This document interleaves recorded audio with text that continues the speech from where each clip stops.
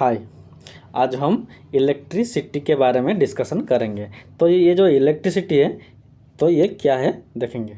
देखो, ये जो इलेक्ट्रिसिटी होता है, जब हम किसी इलेक्ट्रिक बॉल हो सकता है या फैन हो सकता है या किसी कुछ मोटर हो सकता है, उसके साथ जब हम दो वायर को कनेक्शन करेंगे, तो अब जो ये वायर होता है इसमें ऐसा क्या मैजिक जैसा क्या चीज़ होता है जो हमारा ये बॉल को ग्लो करता है या जलाता है। जो हमारा फैन होता है उसे घुमाता है और जो हमारा कुछ मोटर होता है उसको भी घुमाता है। शायद इसको हम इलेक्ट्रिसिटी कहते हैं। तो ये जो इलेक्ट्रिसिटी है इसके बारे में आज हम डिटेल में पढ़ेंगे कि ये कैसा प्रोड्यूस होता है, कैसे फ्लो होता है, इसके बारे में पढ़ेंगे। और जो ये वायर होता है, ये जो वायर होता है हमारा नॉर्मली ये एक वायर है। ये नॉर्मली हम कॉपर का यूज करते हैं, कॉपर का और एल्युमिनियम का यूज करते हैं। जो कॉपर होता है ये वाला कॉपर होता है, इसका कलर ऐसा है, और जो एल्युमिनियम होता है ये वाला। तो अब देखेंगे ये जो इलेक्ट्रिसिटी होता है ये कैसे प्रोड्यूस होता है, कैसे फ्लो होता है, इसके बारे में डिटेल में समझेंगे।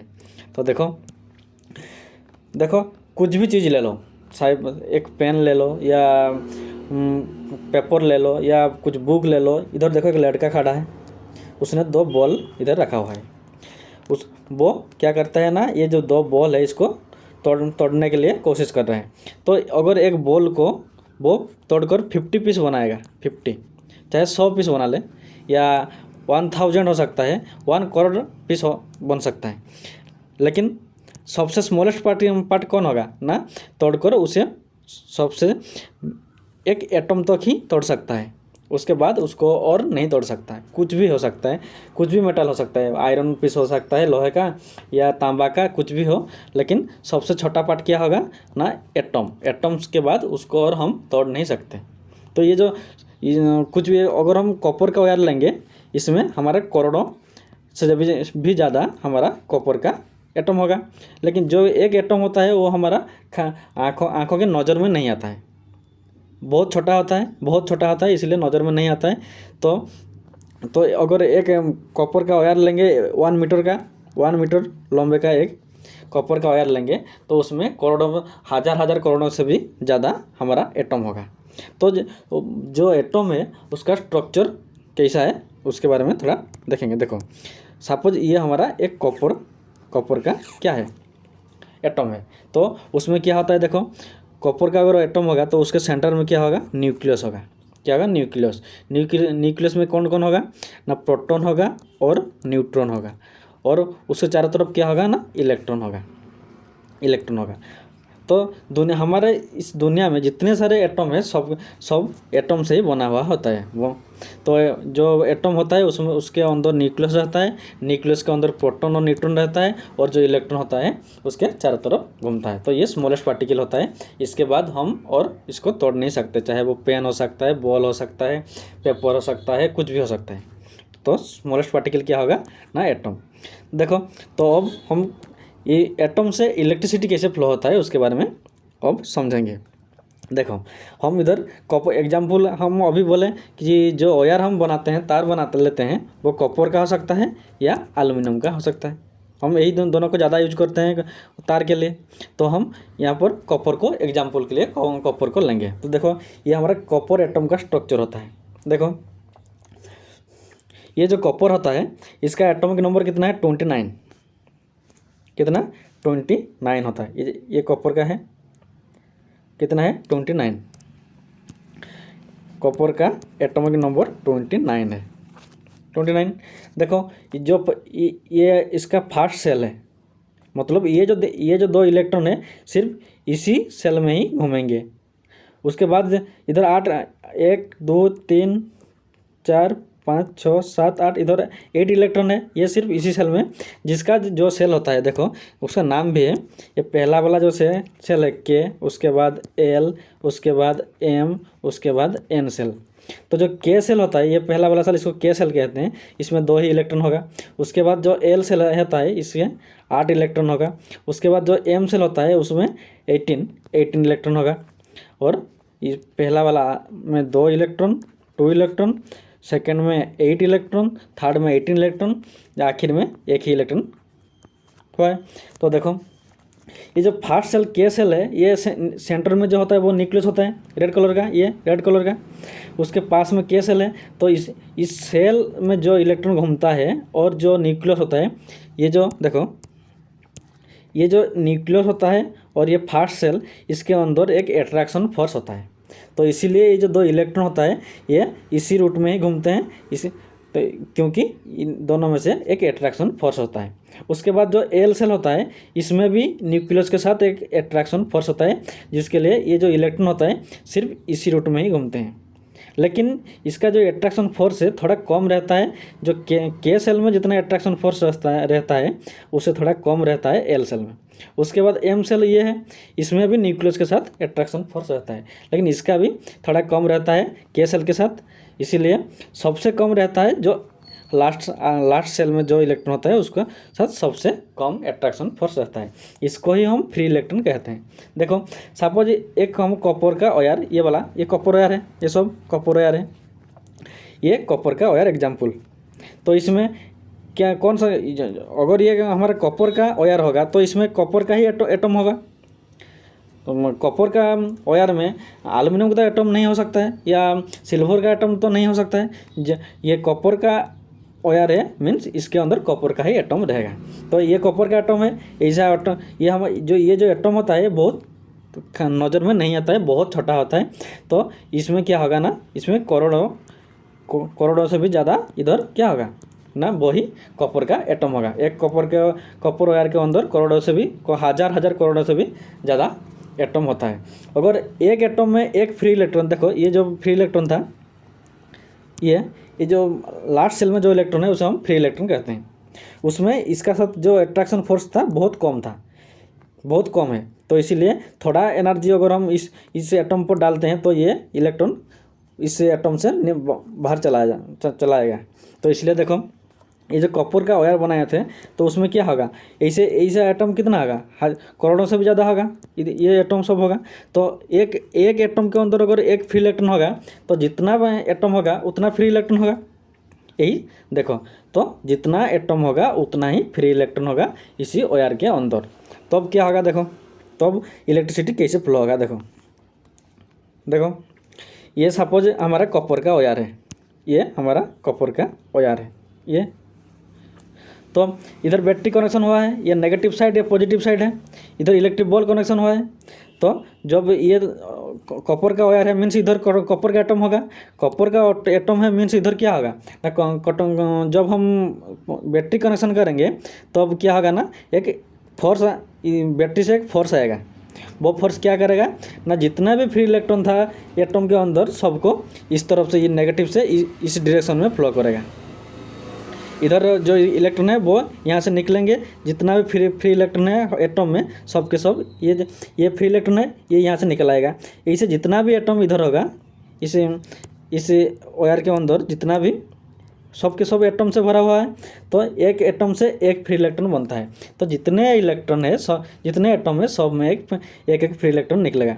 तो एक जो फोर्स होता है उसमें ये उस फोर्स ने सब के सब फ्री इलेक्ट्रॉन को निकल कर इधर से ऐसे इस डायरेक्शन में फ्लो करेगा, आकर पॉजिटिव में एंट्री होगा। नेगेटिव से निकलेंगे इस डायरेक्शन में आकर इस डायरेक्शन में फ्लो होगा। लेकिन जो इधर स्विच है वो ऑन होना चाहिए, अगर ऑफ पोजिशन में होगा तो ये इलेक्ट्रॉन फ्लो नहीं होगा, तब ये इलेक्ट्रिक बल्ब जलता है या फैन जो होता है वो घूमता है, ऐसा ही होता है।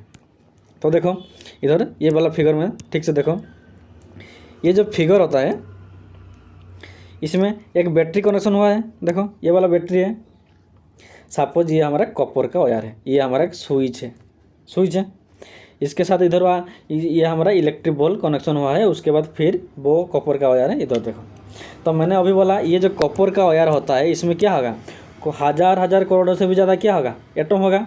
मैंने अभी बोला कॉपर का एक एटम में एक फ्री इलेक्ट्रॉन बनता है। इधर कितना एटम होगा, करोड़ों से भी ज़्यादा एटम होगा। तो इधर करोड़ों से भी ज़्यादा हमारा फ्री इलेक्ट्रॉन है। जब हम बैटरी का कनेक्शन करते हैं, ये पॉजिटिव क्यों है, ये नेगेटिव क्यों है, ये नेगेटिव इसलिए है क्योंकि इधर इलेक्ट्रॉन ज़्यादा है, इधर पॉजिटिव इसलिए है क्योंकि इधर इलेक्ट्रॉन कम है। तो मैंने अभी बोला ज़्यादा इलेक्ट्रॉन जिधर है उधर से ज़्यादा इलेक्ट्रॉन से कम इलेक्ट्रॉन की तरफ इलेक्ट्रॉन को मूव करेगा, तो इधर इलेक्ट्रॉन ज़्यादा है, इसीलिए क्या होगा ना, जब हम बैटरी का कनेक्शन करते हैं ये इलेक्ट्रॉन सब इसी डायरेक्शन में फ्लो होंगे, इसी डायरेक्शन में आकर पॉजिटिव में एंट्री होगा। तो जब ये इलेक्ट्रॉन फ्लो होगा तो रास्ते में हमें और भी एटम मिलेगा, कॉपर का एटम मिलेगा। उस एटम में जितने से एक, मैंने अभी बोला एक एटम में एक फ्री इलेक्ट्रॉन बनता है, तो जितना एटम आएगा सब में एक एक फ्री इलेक्ट्रॉन है, सबको इसने एक फोर्स अप्लाई करेगा। उस फोर्स से क्या होगा ना, जितना सारा फ्री इलेक्ट्रॉन है सब के सब इधर से निकल कर इसी डायरेक्शन में फ्लो होगा। लेकिन ये जो स्विच किस लिए है, ये ऑन पोजिशन में होगा तो क्या होगा ना, ये देखो ये क्लोज पोजीशन है, मीन्स ऑन पोजीशन है। ये ऑफ जब हम स्विच ऑफ करते हैं मीन्स वो सर्किट डिस्कनेक्ट होता है। ये जो स्विच देखो ऊपर की तरफ है तो ये हमारा डिस्कनेक्ट है। लेकिन ये देखो क्लोज कंडीशन है, तो ये जो क्लोज कंडीशन है ये क्या है ना, ऑन कंडीशन। तो जब ऑन करते हैं तब इस कंडीशन में होता है, जब ऑफ करते हैं तो इस कंडीशन में होता है। तो इसीलिए ये जो सर्किट ये क्या होगा ना, ऑन पोजीशन में होना चाहिए। जब ये ऑन होगा तो जितने सारे फ्री इलेक्ट्रॉन थे और ये इलेक्ट्रॉन सब फोर्स के साथ इधर से आकर इसी डायरेक्शन में फ्लो होगा, तो अब इसे हम करंट फ्लो और इलेक्ट्रिसिटी कहते हैं। उसी सर्किट में जो भी लोड कनेक्शन कर सकते हैं, लोड मीन्स जो इलेक्ट्रिक बॉल हो सकता है, हमारा फैन हो सकता है, मोटर हो सकता है, वो सब काम फंक्शन करेगा। मीन्स ये इलेक्ट्रिक बॉल जलेगा, जो फैन होता है वो घूमेगा, मोटर भी घूमेगा, इसे हम इलेक्ट्रिसिटी कहते हैं। तो देखो इलेक्ट्रिसिटी का डायरेक्शन देखेंगे अभी। ये डायरेक्शन क्या चीज़ होता है, देखो जब हम या सपोज एक बैटरी है, ये बैटरी है, एक सेल है, सेल को मिलाकर बैटरी बनता है। तो ये एक सिंगल सेल है। जो सेल होता है उसमें पॉजिटिव साइड होता है, नेगेटिव होता है। ये वाला पॉजिटिव है, नेगेटिव। मैंने अभी वाला क्यों नेगेटिव है, क्योंकि इस साइड में ज़्यादा इलेक्ट्रॉन है। नेगेटिव चार्जेस मीन्स इलेक्ट्रॉन, इधर पॉजिटिव क्यों है, इसमें कम इलेक्ट्रॉन होता है, बहुत कम होता है। तो जो इलेक्ट्रॉन होता है देखो वो इस डायरेक्शन में, मैंने अभी बोला जिस साइड में ज़्यादा होता है उस साइड से कम साइड की तरफ इलेक्ट्रॉन फ्लो होता है। तो ये नेगेटिव साइड है, मीन्स इधर इलेक्ट्रॉन ज़्यादा है, क्योंकि इलेक्ट्रॉन नेगेटिव चार्जेस होते हैं। तो इस डायरेक्शन से जो इलेक्ट्रॉन होता है वो फ्लो होगा कम, जिधर कम इलेक्ट्रॉन है, मीन्स इधर इस साइड को। तो इसी डायरेक्शन में current flow means electron flow होता है।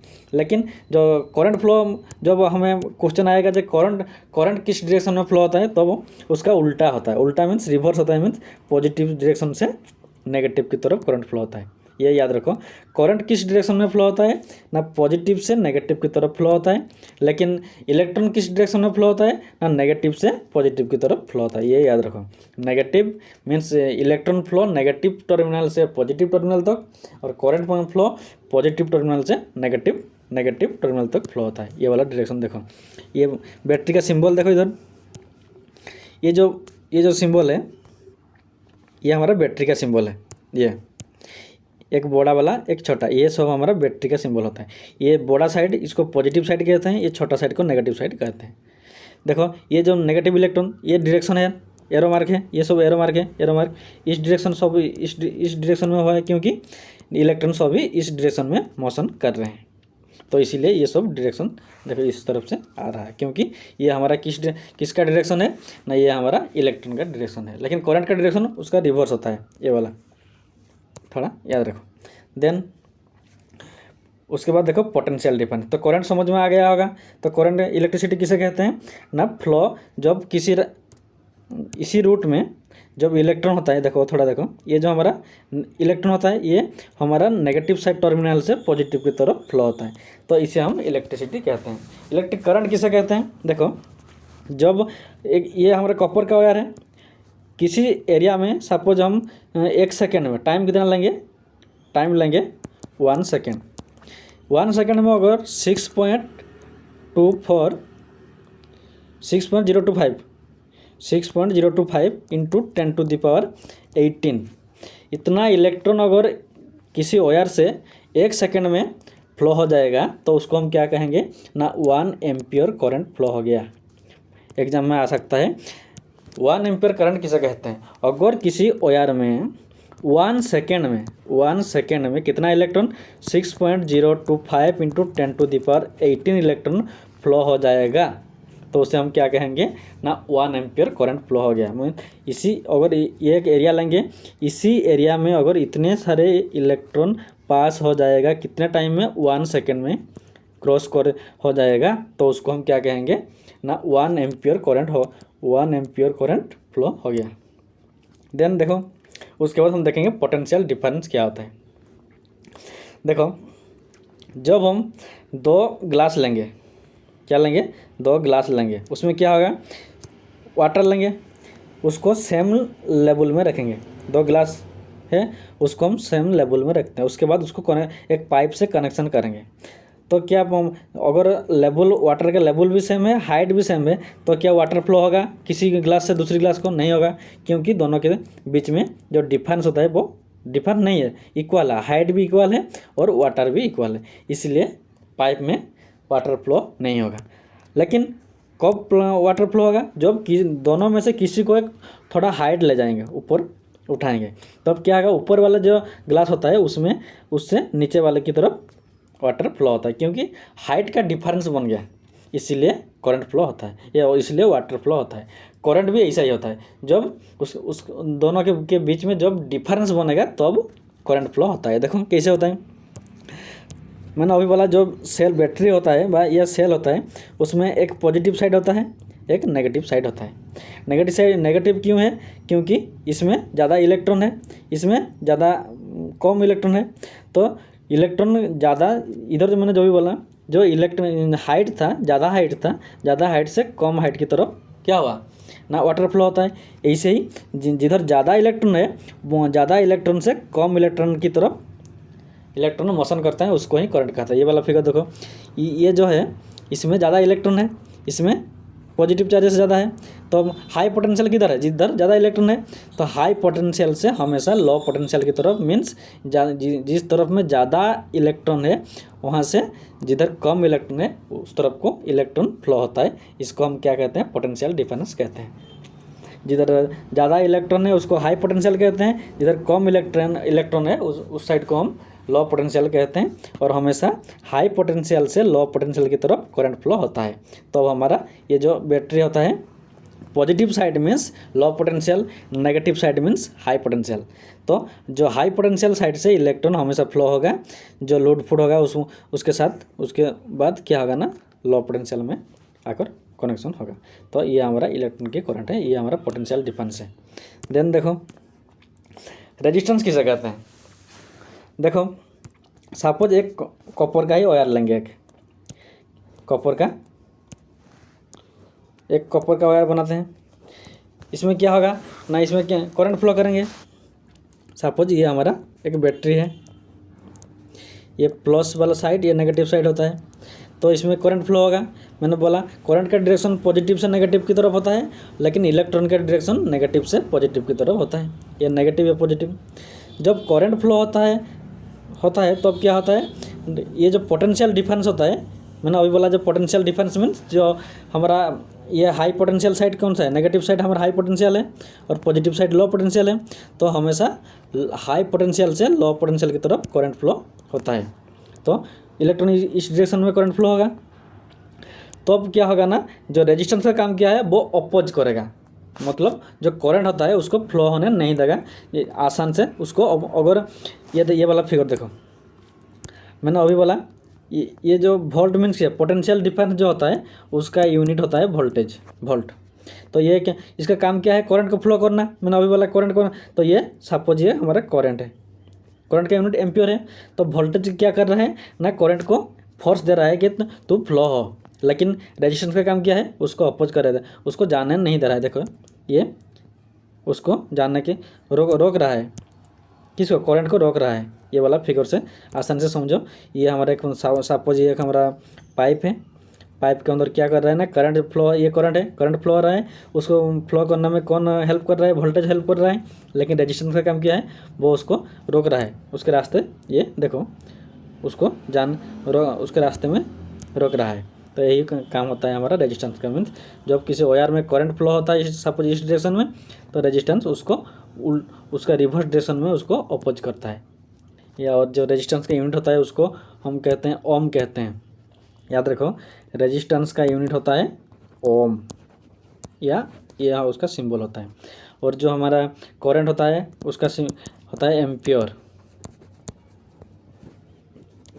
और जो पोटेंशियल डिफरेंस होता है उसका वोल्ट, ये याद रखो। Then thank you.